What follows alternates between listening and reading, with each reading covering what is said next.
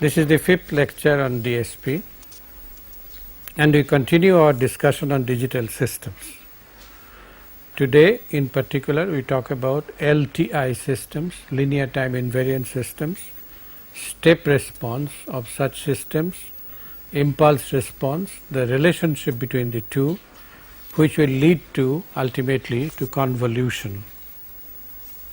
In the last lecture we talked about upsampler and also downsampler as examples of digital systems.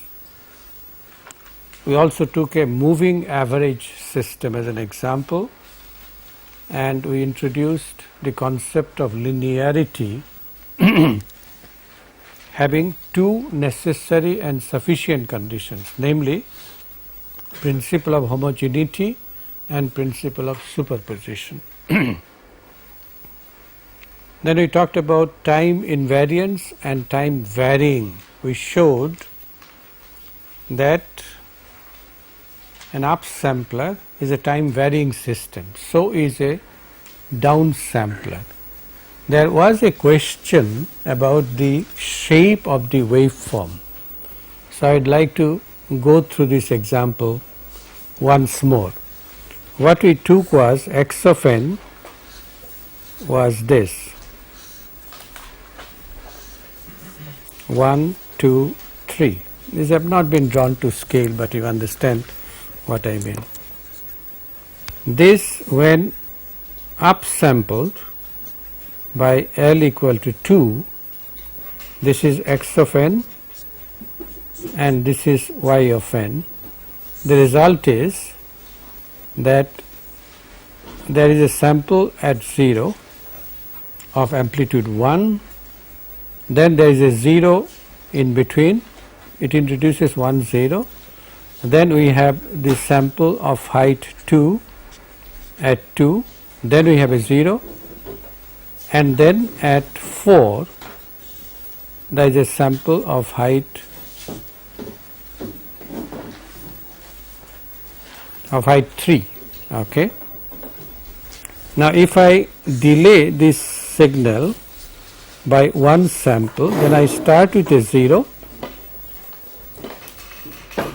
then a signal of amplitude 1, next a signal of amplitude 2, and finally a signal of amplitude 3 at 3. This is x of n minus 1, and when this is upsampled by a factor of 2, what we have is 0, then another 0, then at 2 we have a signal of amplitude 1, okay, then we have a 0 at 3, then at 4 we have a signal of amplitude 2, then a 0, and at 6 we have a signal of amplitude 3. Okay. It is a little involved concept, so you must understand where the trick is. And this is my y1 of n. Now one of the comments was that the waveform, that is 1, 2, 3 with zeros in between, is preserved. Okay, waveform is preserved, but what about the delay?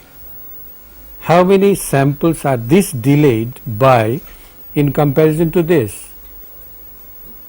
2 samples, whereas x of n minus 1 should have led to y of n minus 1. That is, if this was delayed by one sample, we would have agreed it is a time invariant system.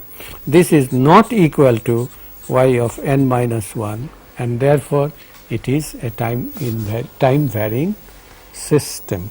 So waveform preservation is necessary, but not a sufficient condition for time invariance. Is the point clear? Not only waveform preservation, but the delay must be the same as the delay of the input, otherwise it is a time varying system. Is this okay? All right. Now we also talked about causality, and we made a dig about astrologers, which you can ignore. but as far as electrical engineering systems are concerned, they cannot anticipate what will happen in future.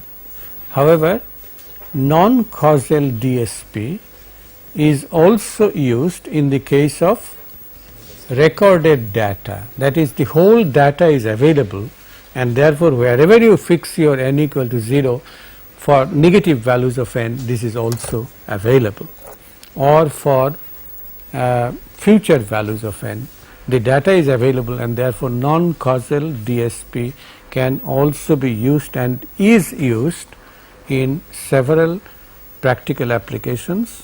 One of the most common examples being geophysical data, geophysical signal processing. We talked about stability, and the kind of stability that we talked about was bounded input, bounded output. In other words, if the signal, input signal is bounded, so should be the output signal. If the output signal grows without bounds, then it is an unstable system. We introduced the concept of passivity and losslessness. We also commented that in digital systems, these are artificial concepts, just like energy. Energy of a signal is summation magnitude squared over all values of n. This is a definition of energy. It is not energy in the sense of analog systems or analog signals. Passivity we define if the output energy is less than or equal to the input energy, then we say the system is passive. You realize that a passive digital system can be made active just by multiplying it by an arbitrary number. We can always increase the energy by scalar multiplication. So, this is why this is an artificial concept introduced for the purpose of analysis and design. Similarly, when the output energy and the input energy are the same, we say the system is lossless. And we ended up the last lecture by taking an example of a system which is y of n equal to x of minus n, and we said that this system is linear, causal, yes, non-causal, right, linear, non-causal, it is stable, it is passive, and it is time varying. To show, we proved the time varying nature analytically. Let us take an example, very simple example. Let us say that our x of n is simply this signal 0 and 1, and the amplitudes are 1. Okay. Then y of n, which is x of minus n, will have a sample at 0 and at minus 1. Okay. So, this is y of n equal to x of minus n. Now, let us delay it by one sample, that is x of n minus 1, then it will be 0 here, 1 here, and 1 here. Okay. So, y1 of n would be 0 at 0, and then we shall have 1 at minus 1. This signal is simply folded back. So, another signal of amplitude 1 at minus 2. This is y1 of n, which is obviously not equal to y of n minus 1. Isn't that right? What is y of n minus 1? What does this signal look like? It is simply 1 at 0. This signal is delayed by one sample. So, it shifts to the right, and therefore, this is what it is. And don't you see that these two are identical, isn't it? Y of n minus 1 is the same as x of n. This is incidental, it does not have to, but you notice that y1 of n is not equal to y of n minus 1, and therefore, the system is time varying. I must also caution you that in many instances I take examples to convince you after analytical proof or without analytical proof, to convince you the truth or falsity of a statement. May I also point out that 1,000,000 examples are not adequate to prove anything. You cannot prove anything by an example, all right, but you can disprove something by just one counter example. Okay? If I say here that everybody in this class is in the age range 22 to 30, okay, there may be one person who is 31 or 30.5. 30.5 age is permissible. Age is not a digital quantity, isn't that right? Number of years, you can be 30.5, all right. So, I repeat, when one is asked for a proof, no amount of examples will suffice. You have to prove it in general. Whereas for disproving, if you want to prove that a system is nonlinear, just apply any one of the principles, superposition or homogeneity. And the easiest one to do is to use which one? Homogeneity, not superposition. Just say 0 input, does it lead to 0 output? If it doesn't, then the system is nonlinear. You don't have to go further, okay? So, that is what it is. That y of n is equal to x of minus n is stable is obvious, because if x of n is bounded, y of n is bounded by the same quantity. Then we talk about impulse response and step response and the relationship between the two. The definition is very simple. You have a digital system, you apply a delta n to it. Your input is a delta n, and whatever the output is, we shall denote it by h of n. If h of n is 0 for n less than 0, then the system will be causal, because delta n comes at n equal to 0. If the system has an output before n equal to 0, it means the system is non-causal. All right. Similarly, when you, to the same system, same digital system, you apply u of n, the output is usually denoted by small s of n, that is the unit step response. The symbol small s is usually reserved for the analog complex frequency, and when there is a chance of confusion, we shall not use s of n to denote unit step response. When you talk about bilinear transformation, transformation from analog to digital or vice versa, we shall use some other symbol, but so long as we do not come to the bridge, we shall not cross it. We shall keep s of n as the unit step response. This is the definition. Let us take some examples. Now, please pay attention, because some of these examples are a little tricky, although they look very simple. The first example that we take is that of an accumulator. You know, an accumulator can be of various types. Let us say the accumulator is y of n equals to summation x of L, L going from minus infinity to n. All right. It is an accumulator, accumulates data from minus infinity up to the present instant of time. Now, what do you think its h of n shall be? H of n. H of n means we shall have to substitute x by delta, and delta of L exists only for L equal to 0, and therefore this is 1 if n is greater than or equal to 0. Isn't that right?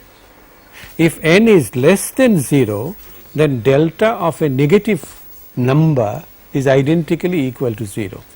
Therefore, it is 0. Is the point clear? Now, don't you see that this is precisely the definition of a unit step function, and therefore h of n is equal to u of n. Is this clear? Okay. Take another version of the accumulator. Suppose x of n, y of n is equal to summation k equal to 0 to infinity x of n minus k. In other words, it accumulates from n equal to 0 up to infinity, that is all range of n. What would be its h of n? H of n would be simply k equal to 0 to infinity delta of n minus k. What is this signal? It's precisely u of n. This is precisely u of n. So, although the definitions of the two accumulators are different, the impulse response is the same. Agreed? All right. Let us take a third example. Suppose we take the third description of an accumulator, that is y of n in terms of initial condition is y of minus 1 plus summation x of L going from 0 to n.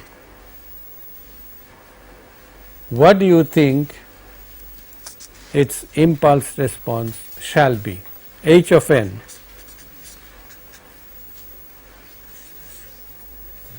In the same manner, it would be y of minus 1 plus 1 if n is greater than or equal to 0. On the other hand, it is simply y of minus 1 if n is less than 0. All right. You know that this is a nonlinear system. This is a so nonlinear systems can also have an impulse response, but the other properties that we are going to discuss will not hold.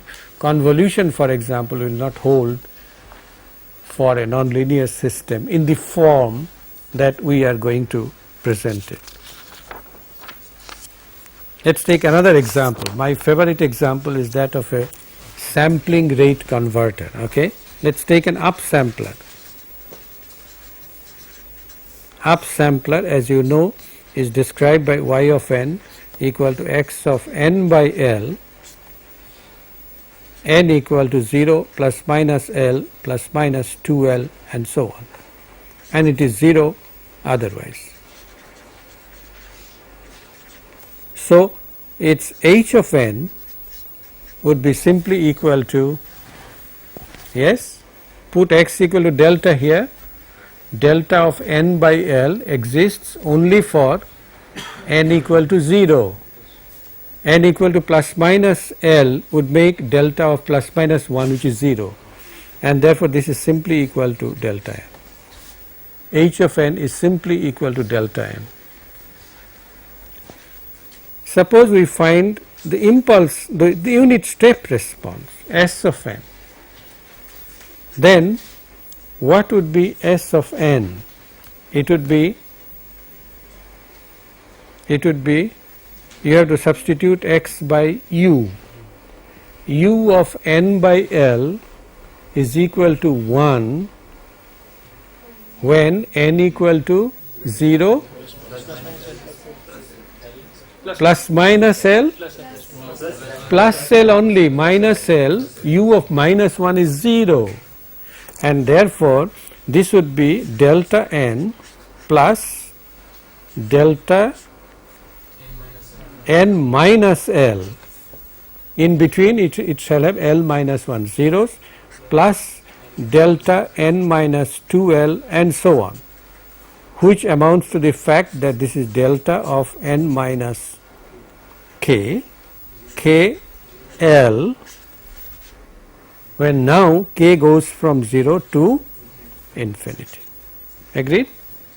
So, this is the impulse response. Although it is a time varying system, it has an impulse response, but it is a linear system, right? Upsampler. Similarly, you can show that a downsampler also has an impulse response, and I leave it to you to find out what its impulse response is.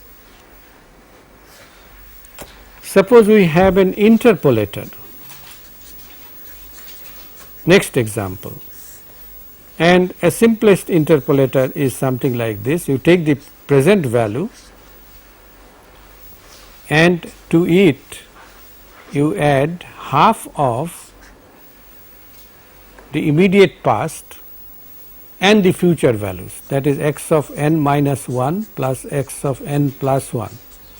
Obviously, this is a non-causal system because the present output depends on a future input. What would be its impulse response h of n? It would be simply delta n plus half delta n minus 1 plus delta n plus 1, and if I plot it, it shall have a sample of 1 at n equal to 0, at n equal to 1 it shall have a sample of half, and at n equal to minus 1 again it shall have a sample of amplitude half. Okay? This is what its impulse response looks like. It is interesting to find out what its unit step response would be. Unit step response S of n is equal to u of n plus half u of n minus 1 plus u of n plus 1. Okay? Let us see what this means. U of n is starts at n equal to 0 and its amplitude is 1 for all values of n.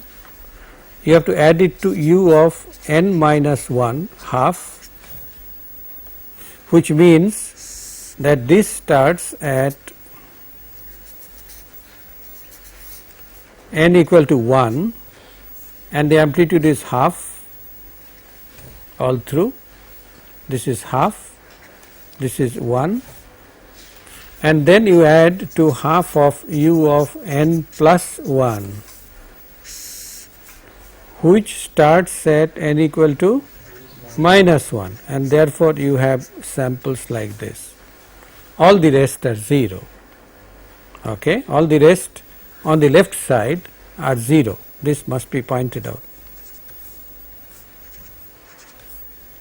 If you add this, this is half. If you add this, then what is it that you get? At n equal to minus 1, this is where it starts, it will have a value of half. At n equal to 0, it shall have a value of half plus half 1 plus 1, which is 2. Then at n equal to 1, n equal to 0, I am sorry, I have made a mistake. U n plus 1 I made a mistake. It starts from here. Agreed? This is 0, so this is minus 1, and therefore I beg your pardon. The result would be at n equal to minus 1 it would be half, n equal to 0 it would be 1 plus 1 2. That's okay? 1 plus half 3 by 2. Okay? Very easy for me to change from 2 to 3 by 2, right? And then this is n equal to 1.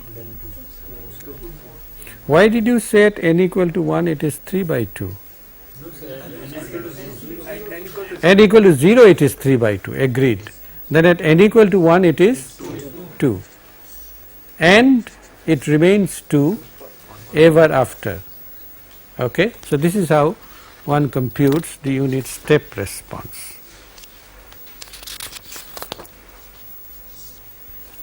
Now, we talk about, we will not bring nonlinear systems or time varying systems. We talk about purely LTI systems. And very simple derivation of what is famous now as a convolution. You see, if the system has an impulse response h of n, that is if delta n leads to h of n, then delta of n minus k because of time invariance shall lead to h of n minus k. And if I multiply this by x of k, a constant, delta n minus k, then the output should be multiplied by the same constant, that is x of k h of n minus k. This is an example of the application of the principle of homogeneity. If the input is multiplied by xk, output shall be multiplied by xk. Then we apply the principle of superposition, that is, we sum this up, we apply all these inputs simultaneously, k going from minus infinity to plus infinity in general, then this should lead to xk h of n minus k, k going from minus infinity to plus infinity. But you see, the left hand side is precisely x of n. An arbitrary x of n can always be expressed in this form. The output therefore must be equal to y of n, which is the famous convolution theorem. That is, for an LTI system, the output y of n is equal to summation x of k h of n minus k, k going from minus infinity to plus infinity. By changing the variable, by putting n minus k equal to r, you can easily show that this is also the same as k equal to minus infinity to plus infinity, x of n minus k h of k, and this summation, how do you prove this step? Put n minus k equal to some other variable r, and then you can show, finally you bring back k. Okay? This can be very easily proved. This is denoted by x of n star h of n. Star stands for convolution. In this particular context, if the star is written above a symbol, then it is complex conjugate. If star is written in the horizontal line, then it is convolution. And obviously, if these two summations are identical, then obviously the order of convolution is not important. In other words, this should be equal to h of n star x of n. In other words, convolution is commutative. The operation of convolution is commutative. Convolution is commutative. Now, there are some special cases that we shall encounter in practice. In general, our convolution is, mind you, this applies only to linear time invariant systems, because we have invoked in finding this summation the principles of homogeneity, principle of superposition, and also the fact that the input, if the input is delayed by a certain number of samples, k samples, then the output is delayed by the same number of samples. That is, we have also invoked time invariance. So, this is valid for LTI systems. If the system is time varying, then also we can write a convolution summation, but it would not be h of n minus k, this h shall now be a function to be found out of n and k, but the argument shall not be n minus k. So, for a time varying system, we write instead of h n minus k, we write h n comma k, all right. We shall mostly be concerned with this system. Suppose the system, now we qualify the system, we consider some special cases. Suppose the digital system is causal. If it is causal, then h of n equal to 0 for n less than 0. That is, before the input is applied, delta n arrives, there cannot be an h of n. If that is so, then this argument will become negative when k exceeds n. Isn't that right? And therefore, the upper limit now should be restricted to small n. In the case of a causal system, therefore, the convolution summation simplifies to k equal to minus infinity to n x of k h of n minus k. You understand the logic, the reason. Beyond n, the argument of h becomes negative, which is 0, all right. Let us say that the input is also causal. Input is also causal, that is x k is 0 for k less than 0. If the system is causal and the input is also causal, then our special summation becomes k starts from 0 and goes up to n, x of k h of n minus k. In most cases, this is what we shall use, but there is no reason why to a causal system you cannot apply a non-causal signal. You can. We shall, in fact, in the examples that we take, we shall consider non-causal signal, but causal system. So, this summation, let me take another.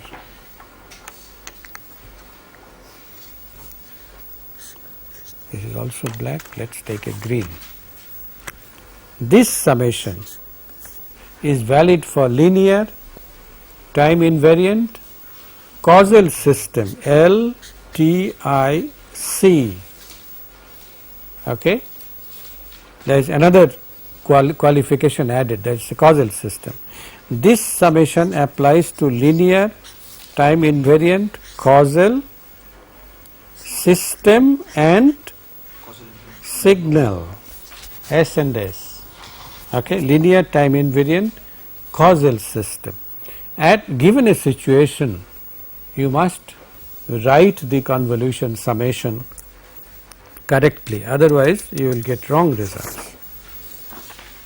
We have already proved that convolution is commutative, that is x of n star h of n is the same as h of n star x of n. By applying the definition, you can very easily show that the convolution operation is also associative.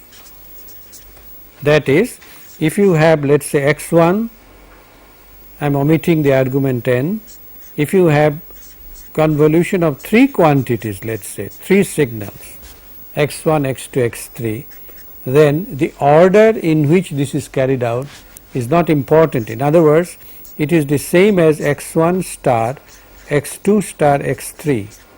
You can first find the convolution of this and then convolve with the other one. Or you can also write x1 star x2 convolved with x3, associative property.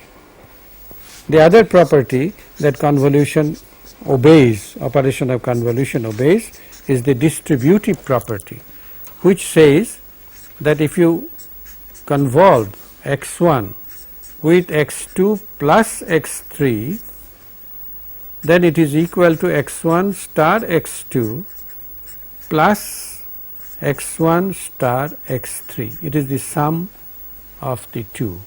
This is the distributive property, and the proofs, as I said, are extremely simple.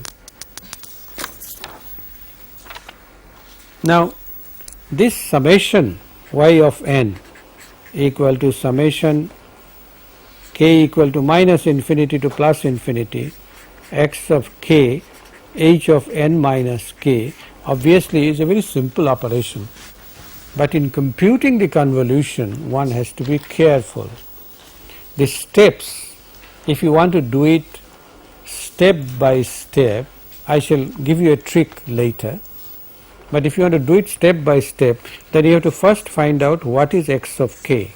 Alright, x of k, you put down the signals starting with x0, you might have x of minus 1, you might have x1 and so on.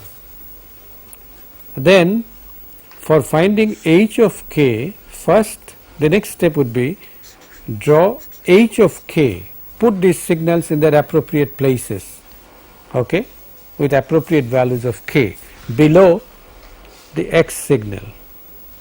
Then find out h of minus k, which is simply taking 0 as the pivot, you flip it over. You take the right side to the left and the left side to the right. This is h of minus k. Then you find h of, let us say, 1 minus k. N varies from 0.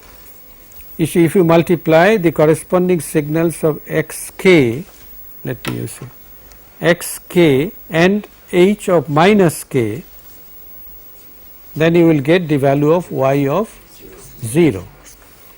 Then you find h of 1 minus k. What is h of 1 minus k? It is h of minus k shifted to the right by one sample, and if you multiply the corresponding signals, then you get y of 1. Similarly, you can find out y of minus 1 by multiplying xk signal by h of minus 1 minus k, which will mean a shift to the left by one sample, and you have to go on computing. Okay, let us take a simple example.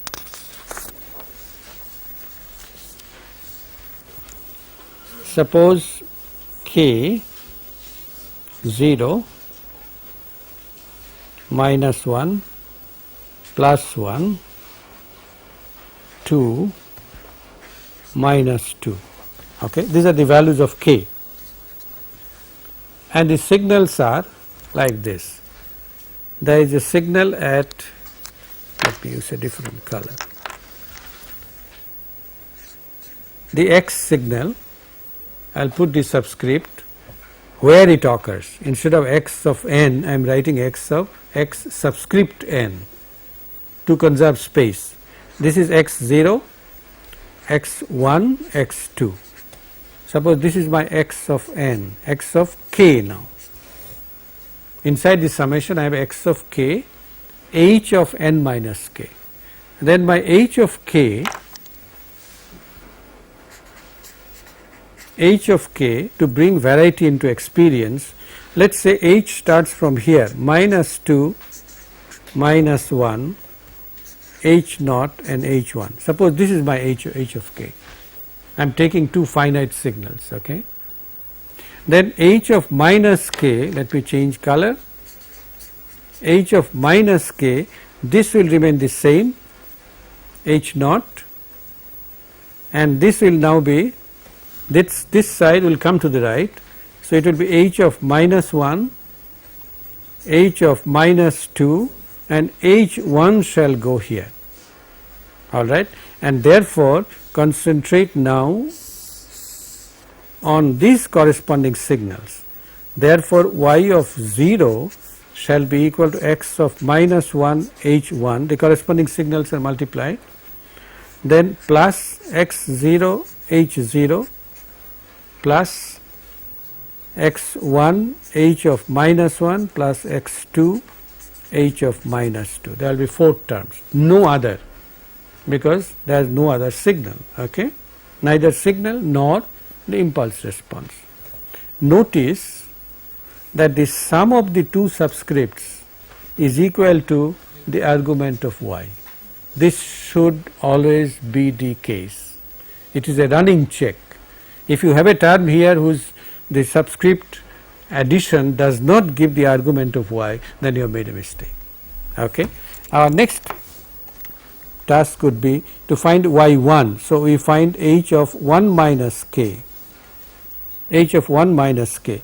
Then we shift this signal by one sample. So, I get h of 1 here, this signal, then I get h naught, h of minus 1,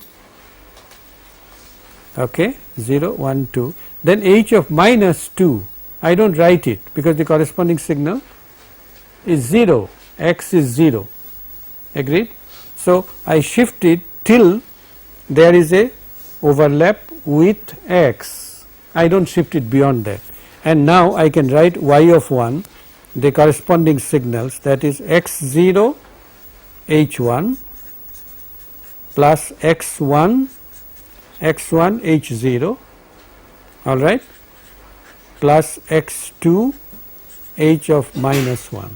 Notice that the sum of the subscripts 0 plus 1, 1 plus 0, 2 plus minus 1 is again y of 1, right. If I want to construct y of minus 1, then I shall have to proceed like this.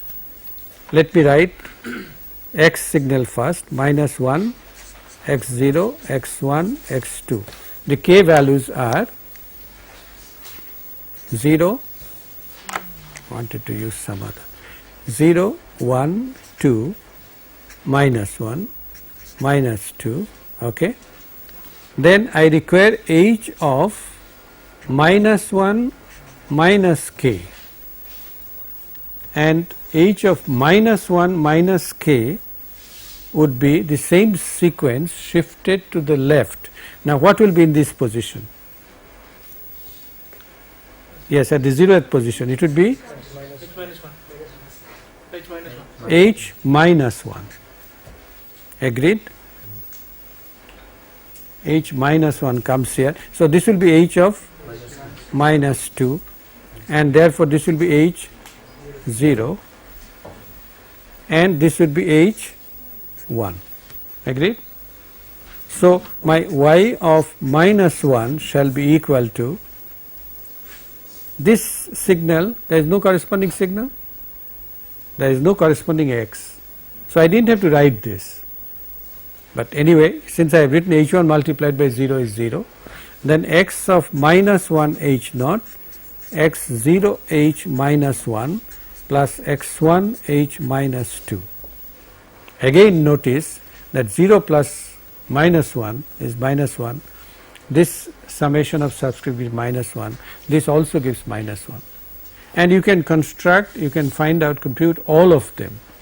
You will notice that in total there are 7 non-zero samples of y. We shall have y0, y1, y2, y3.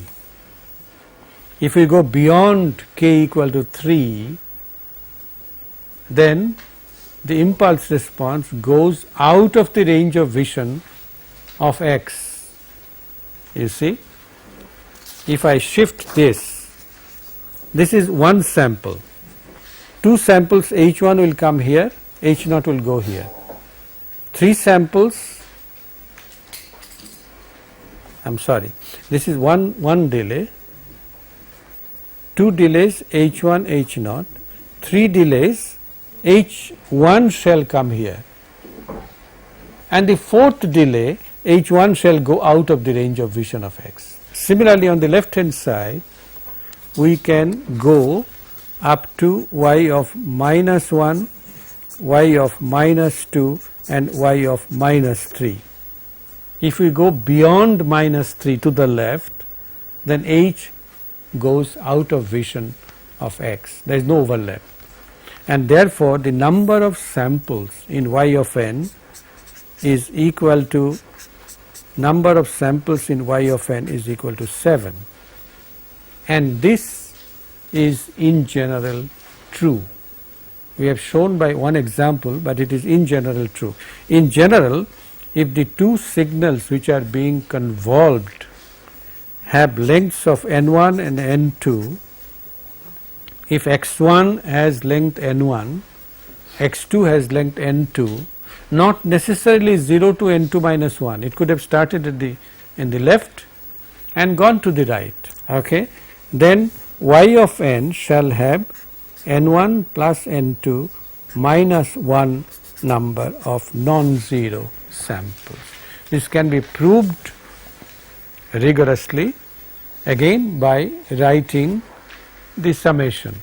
Just write the summation and show that beyond n1 plus n2 minus 1 there are no other samples, either to the left or to the right. Now the trick. Is there any question on this? Obviously this is a laborious process, and if you make a mistake you are done with. All future computations will be defective. Now a very simple trick that can be used, which does not use the graphical method, that is, you don't have to shift and multiply and compute and so on, is the following. What you do is, we write the signal x, x minus 1, x0, x1, x2. This was our signal, and the h of k, this is x of k, you write h of k below this at the corresponding positions. This is my k equal to 0, 1, 2, minus 1, minus 2, and my h was h minus 2, h minus 1, h naught and h1, okay. This is what it is. And I multiply, you can show that the results are identical, but the trick, learn the trick. We multiply exactly like we multiply two arithmetic numbers. In two arithmetic numbers we bring them one under the other, but here you put them at their appropriate positions, put them in their places, then we shall see what we can do about it. And you multiply each of the upper row by each number in the lower row, that is, you put here h1 x2, h1 multiplies this, h1 x1, then h1 x0, then h1 x of minus 1, agreed? Alright, what we have done is we have taken h1 and multiply all these four numbers, put them in their appropriate places, okay, under x2 h1 x2, h1 x1, h0 x0. Where is h0? No, I am sorry, h1 x0 and then h1 x of minus 1, agreed? In arithmetic addition you leave a column blank, right? Do you know arithmetic addition? You have done it, okay. So you leave a column blank and then we take the next number h naught. So we put h naught x2, then h naught x1, h naught x0, h naught x of minus 1. It has gone beyond, but does not matter, under minus 2 it has to. Next one I put another cross here and I go like this, h minus 1 x2, h minus 1 x1, pardon me? We do not reverse the sequence. We are writing hk as it is, no h of minus k, no confusion, h of k as it is, no modification, alright. So h of minus 1, I forgot, x0, h of minus 1 x0, then h of minus 1 x of minus 1, alright, stop, because we have gone up to x, x of minus 1. The next row would be h of minus 2. So you take h of minus 2 x2, h of minus 2 x1, h minus 2 x0 and h minus 2 x of minus 1. then you add. You add column by column. Please notice the interesting fact that this column, the sum is 3, and therefore the result of this column should be y3. Let me take a different color. y3. The sum of this shall be y2. 0 plus 2, 1, 1. The sum of this shall be y1. This will be y0. This is your reference. In general, you shall not be given subscripts, you will be given only numbers. Okay? So, you will have to, your pivot shall be where does h0 x0 occur? Well, h0 x0 occurs here. So, this column must give me y0, and once I fix y0, next one is y1, y2, y3. Do you understand why I am saying this, the pivot? Because in a number there is no subscript. This will be, let us say, 2, 3, 5, 6. Now you do not know 6, that 6 is x2, you have to fix that. Where does the 0th sample, corresponding 0th sample come? That is your pivot. And then this is y of minus 1, y of minus 2, y of minus 3. There is nothing else on the right, nothing else on the left. And therefore, we have got 7 signals, 7 output signals, and these are, if you compute the same by graphical convolution, compare with these sums, they are absolutely identical, and the logic behind this is extremely simple. You figure it out, but this is the trick I give to my students. They do not have to do this laborious page after page shifting computation and all that. Simple arithmetic multiplication with a little bit of constraint. There is no carryover here. In arithmetic multiplication there is a carryover, you add it to the next term and so on. No, you just multiply. Even if this number is 10,000, you don't take 1,000 out. No, you put here 10,000 and add them up. So this is a trick you must remember for the rest of your life, so that you can convolve two numbers, two sequences without tears or without sweat. All right. I'll just take one more topic, that is, if you interconnect two digital systems having impulse responses h1n and h2n, two or more systems, then obviously this is equivalent to, if you put an x of n here, this will be xn star h1, all right. If you put x of n here, then this output will be xn star h1n, and this output shall be xn star h1n star h2n, all right. So obviously this is equivalent to a single system whose impulse response is h of n, and h of n shall be equal to h1 of n star h2 of n.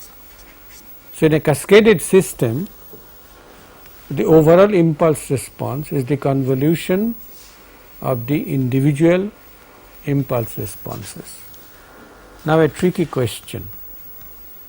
Suppose one of these systems is unstable. Is it possible that the total system will be stable? No? It is not possible? Yes, it is possible. How? Pardon me? So higher terms will be cancelled out while doing convolution. Can you think in terms of poles and zeros? There may be a pole zero cancellation. If I take an example of an analog system, well, maybe I have a system S plus 2 divided by S minus 1, one of the systems. The other is S minus 1 divided by S plus 3. The product, this pole shall be unobservable. because it cancels with the next one. So, even if this system tends not to behave, the second system makes it behave. Okay? It does not allow the first system to go wild. Okay? But there are limitations. In digital systems there are limitations. For example, you must ensure that there is no saturation in any of them. If saturation occurs, of course this total system shall be useless. Is there any question? Any question?